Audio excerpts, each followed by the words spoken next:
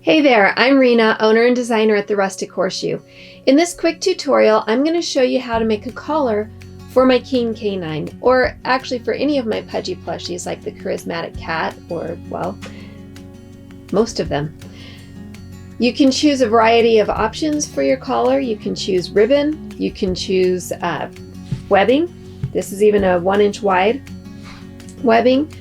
You can also make your own fabric scraps. You can pick your fabric and then make it into a strap and then use it for the collar.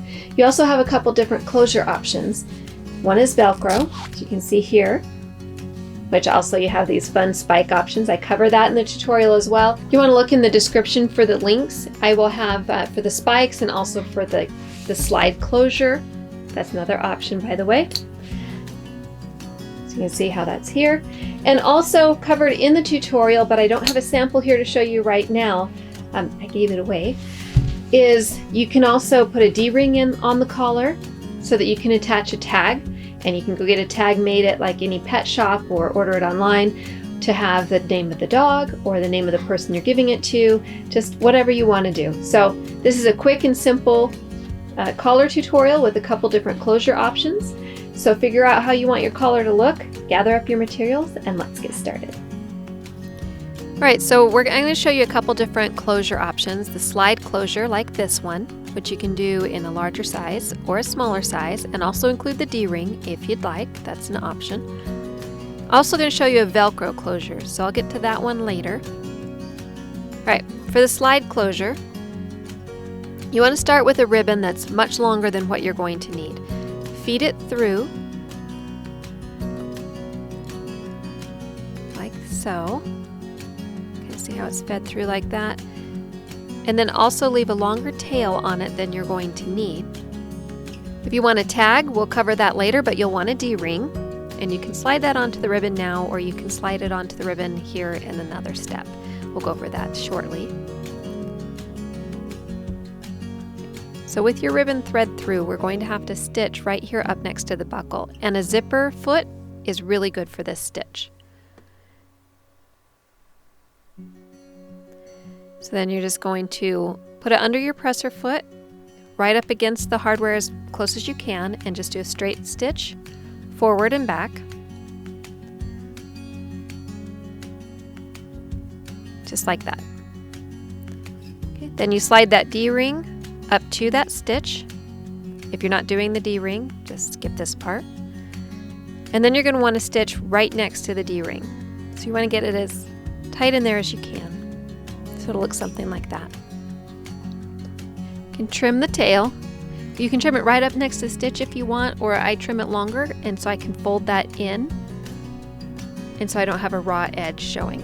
Completely your choice.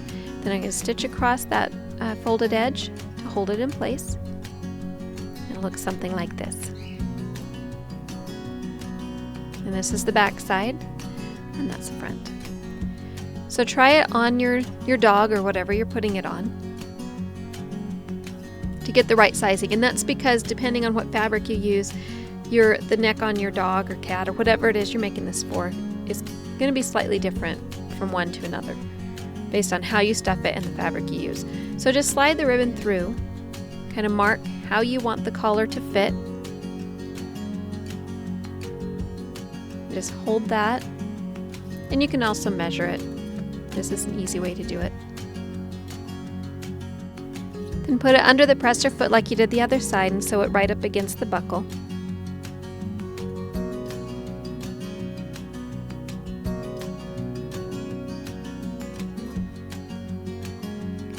And again, on this end, you can trim it right up against the stitch if you want, or you can trim the tail a little longer and fold it under.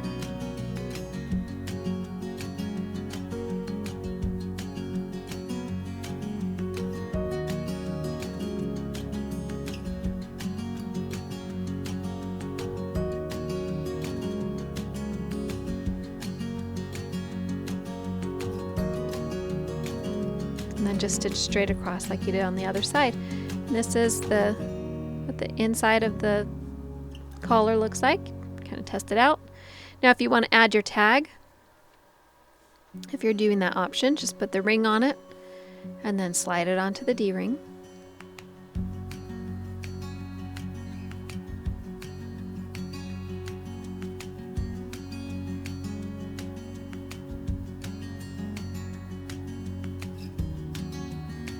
Alright, there you go. You've got a cute little collar for your dog, your cat, your horse, whatever you want to make it for.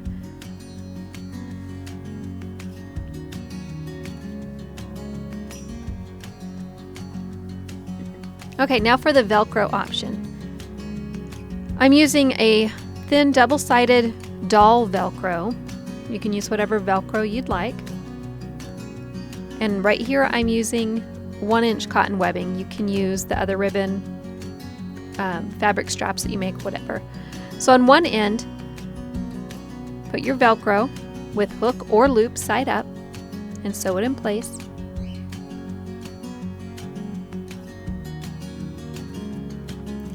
And then you can zigzag stitch around the edge, or you could even have folded under your fabric before you put the Velcro on. Or you can leave it as you'd like. I zigzag over it just to kind of secure it. Now see how it fits on your dog. Mark where you want it to overlap. And then cut your ribbon, strap, or whatever you're using. And then add the Velcro to the opposite end. Now of course make sure that if you have loop up on one side, that the hook's up on the other, and that the Velcro is on the flip side of the other end of the ribbon, so that when you fold it over, they attach. So make sure it's all oriented correctly, and then sew that on the end.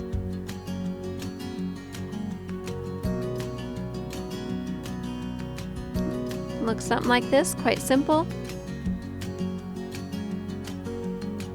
Zigzag across the edges if you'd like.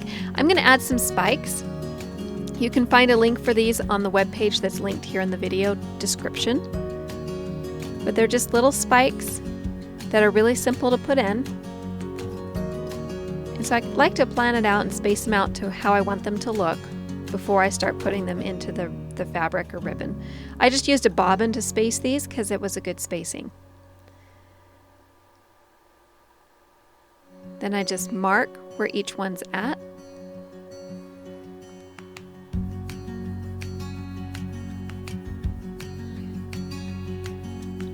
Then using an awl, poke through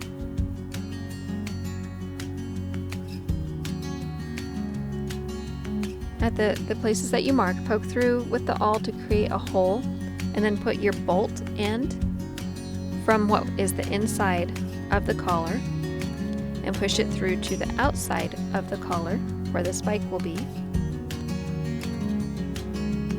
And then you can put a little dab of super glue right on top of the thread of the bolt here to help secure it on there, or not, your choice, but it's just an option to keep it more secure if you want to. And then screw the spike over the bolt. And there you go. Really easy to make a spike collar. So repeat with all the other spikes, and you've got a spike collar.